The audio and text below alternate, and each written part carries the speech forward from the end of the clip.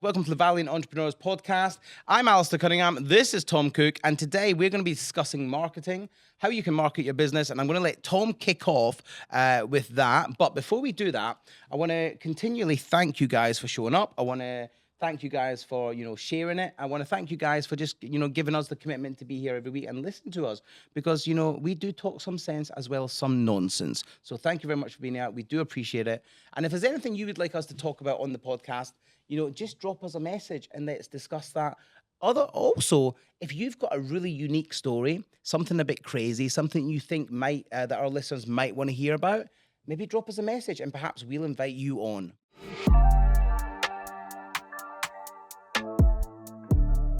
Tom, I'll let you kick off. Why is marketing so important? Awesome. So obviously we've talked about on episodes, we've talked about the importance of sales. You've got to get cash flow in, but ultimately what also people need help with in their business is being able to market. And market is you getting out there, getting seen by other people and showcasing what it is that you do and how you can help people. And the reason a lot of people struggle is because they don't market their business and they stay hidden. So at Valiant Education, we came up with a framework and we see it in every one of our clients, right? Those people who go on to make so much money in their business, they're following this framework and they're completing in it. So the first part of it, is the 3 V's. Now the first part is in business, you've got to be visible. What that means is you getting seen, you getting out there, because if you just stay locked in your home and nobody sees you, you're not going to make any money. Isn't marketing, or isn't it just about like going to like the yellow pages and just putting an advert in and just hoping somebody comes and buys from you? Do you know, it's funny you said that because I spoke to somebody yesterday. He's paying £120 a month. For Yale.com. Yale.com. Yeah. He's had nothing. He's had nothing. Who looks at Yale.com? Because not only, who does? Because not only then is somebody going to go on Yale.com, but then you're also competing against everybody else who's on Yale.com under your category. It's absolutely ridiculous. It's never going to work. Yeah, but that's old school marketing, isn't it? You stick an advert in a paper or stick an advert in a journal or whatever, and then you just sit back and wait for the phone to ring. Marketing's there's very different ways to market now, very different. And obviously we've got this framework, visible, valuable, and vocal. Tom's going to explain to you them all, but we're talking about visible right now. So visible is just about making yourself be seen. Like you've got to be seen. You can't just be sitting in the shadows expecting people to come and buy from you. Do you agree? Yeah. I went to a network meeting once and everyone's going around, they're doing their pitch, they're doing their part, and then somebody sat in the corner of the room, and everyone looks over him, and the guy running the networking event was like, do you want to come in the circle, and do you want to share your business? And he's like in his shorts, and he's just like sat like this in the corner, he's like, yeah, all right. Nobody's going to do business with that person. Yeah. He's just hidden away. Like, what are the key elements to being visible then? Like, obviously, we're going to try and explain it to you as best as possible here. Like, we talk about 3 things in marketing: becoming visible, becoming valuable, and becoming vocal. Let's focus on visible for now. Give me a couple of things that somebody can do to make themselves more visible in their industry, in their niche. Start showcasing and start talking about what you do online, on social media, and be consistent with it. I think a lot of people go online, they go on socials, and they do it for a week, and they go, I don't want to do it anymore. Yeah, why did they give up so easily? Because they didn't get 1 million followers in the first 7 days.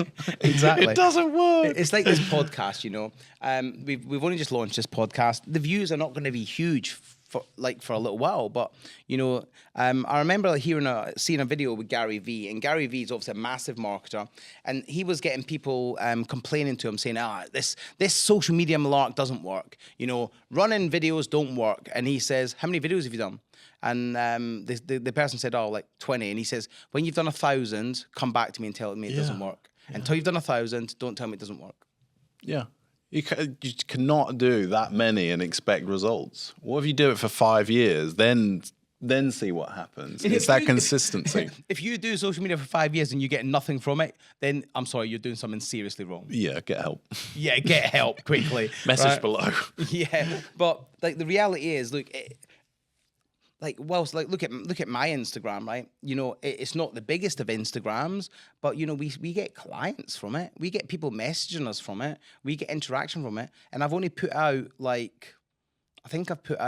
the last 5 years, 1,000 clips or 1,000 videos, something like that. Yeah. And we've got 12,000 followers or something like that, right? But obviously there's pages out there with millions of followers or tens of thousands of followers. But you got to just look at, just putting yourself out there, because here's the first thing that's going to happen, right? So let's say you've got two businesses. You've got, Dave's Bakery, and you've got Anetta's Angel Cakes, all right? Whatever, right? You got two bakery companies, okay? Anetta has got a social media presence, and Dave, who's old school, he's like, I don't need that. I'm just going to stick a sign out the front. Yeah. Who do you think is going to make more money? Anetta all day long, right?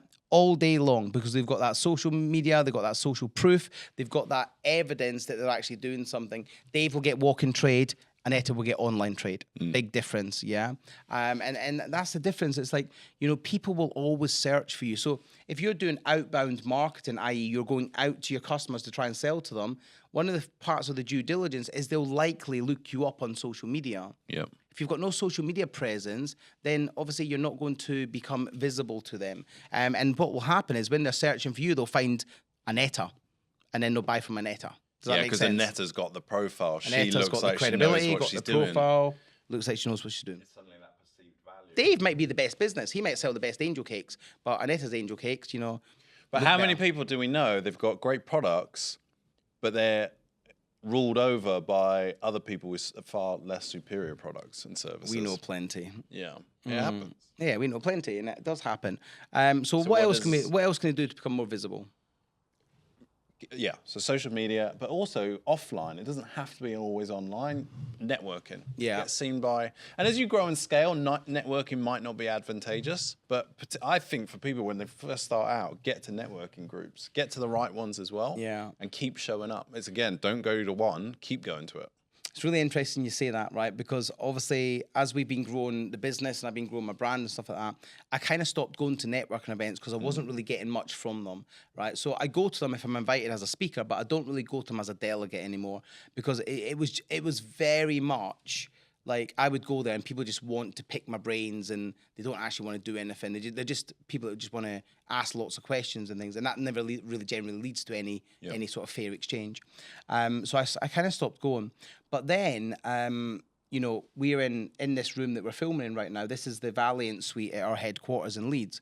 Now, we actually host a monthly property networking event, but we also are about to launch another networking event in here, and that's called Property and Poker. So we're going to be doing a property and poker event every month, and that's going to be like, I know a lot of property investors, they all like to play poker, so I'm going to be bringing them all together, and we're going to have half a dozen poker tables set up, and we're going to have a poker tournament once a month with a load of property investors, okay? If you want to come, let us know. Now, here's the thing. I stopped going, but then we started running them in our room. And obviously, every month we have a property networking event here in collaboration with Sam from Blue Bricks, and it's a very successful property networking event. And I'm in the building when it happens, and I really got the buzz for networking again. I really did. So I'm going to start going to networking again a little bit. So as you grow and scale, you might take yourself out of the game, but actually it's good to connect with people in the sector, as long as it's of value.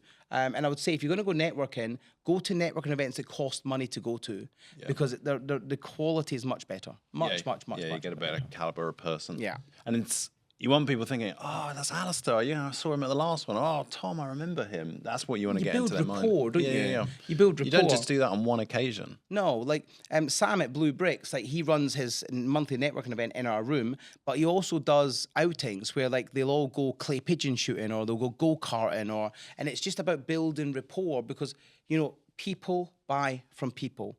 They know, like, and trust. Yeah, absolutely. The second part of the Valiant Framework, the 3 Vs, is to be more valuable. Now, that's you. To be more valuable is you educating yourself, you making your services better, your products better, actually getting it so it solves a problem for people. But what's your thoughts on valuable? Go back to what you just said there. Actually getting your product so it solves a problem for people. Too many people try and get the product that they think people want, and it's like trying to put a round peg in a square hole, right? Because they've created this product, whatever it may be, and in their head it's genius, but they don't actually think they don't think it through properly and think, well, does it solve somebody's problem? Now, if it doesn't solve somebody's problem, nobody's going to buy it. So the reason why we talk about becoming more valuable is you should always be evolving, you should always be learning, you should always be developing whatever you're doing. Always, always, always making yourself, your products, your services better. You know, one of the things I do, and I've been doing it a couple of days this week, right, is we run events quite regular, right? At least once a month we have events on, okay? Now, I take time to call people that have been to my events. So like I've got a spreadsheet of everyone that's attended, and I randomly, you know, one or 2 days a month, spend a couple hours each day, just I pick random names and I ring them up. Hey, it's Alasdair. You've been to one of our events recently. Just giving you a call for a bit of feedback. Like how's things? How you been getting on? Blah blah blah. And I'm always assessing with our clients, how can we make our service better? And actually, a phone call I had this week led to us creating a new package, because, you know, we had, you know, a range of packages, but this particular client gave us some information that was really really good, and it meant we actually put a package together purely for him, but actually it's a very good package because he's not the only person that wants this package, and it's just great. Yeah, it's tailored. It's tailored to them, though. You say you're becoming more valuable. Yeah, we're always evolving, becoming more valuable. Always, always, always, always.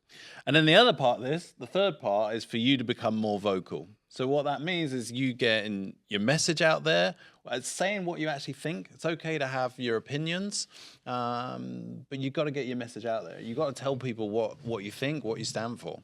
Yeah, 100%. One of the things that, you know, we talk about a lot is telling the world what you do.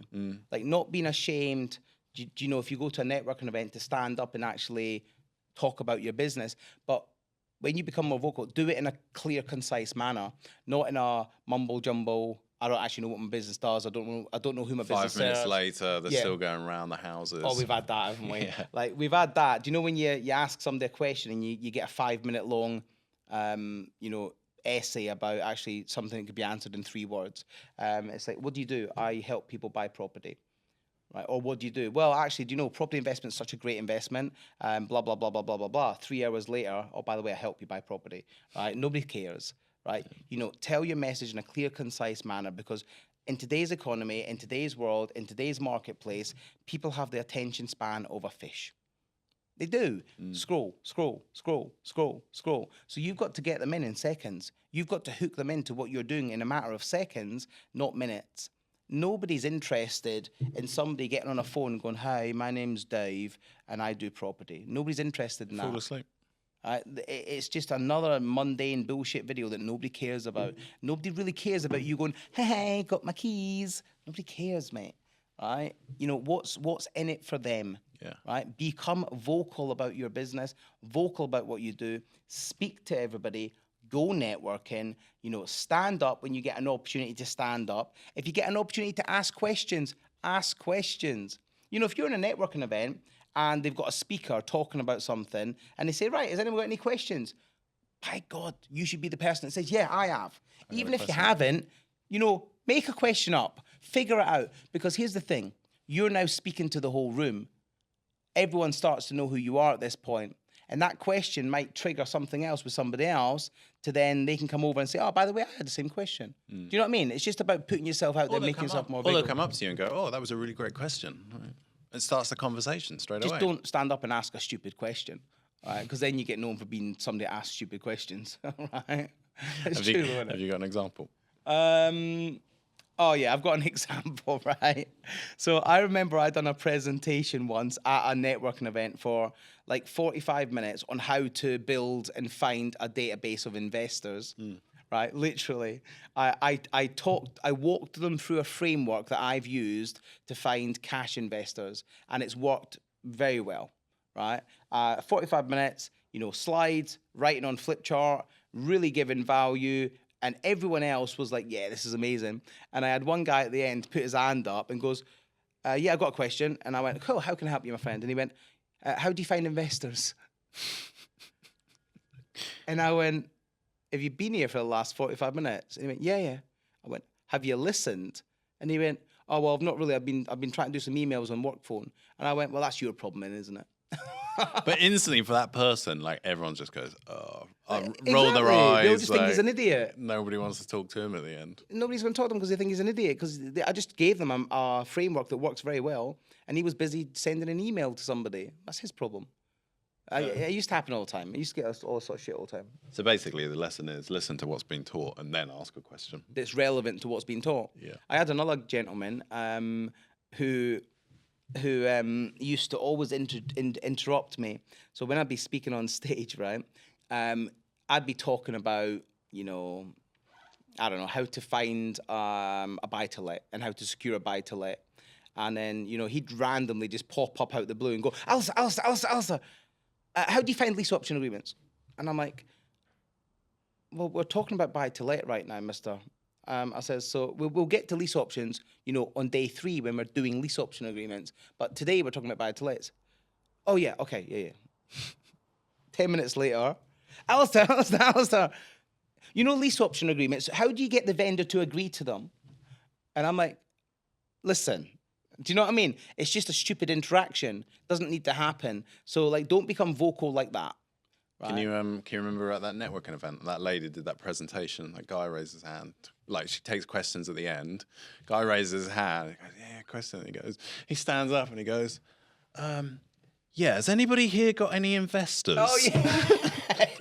That was it was so like, okay. No. The lady was well confused because it was nothing relevant. So that was And he's like, oh, I've got to go now. That was like literally 2 months ago, wasn't it? Yeah. So this woman done a presentation about using investors to buy houses, right? And not even at the end of her presentation, he interrupted her and he put his hand up. He goes, oh, I've got a question.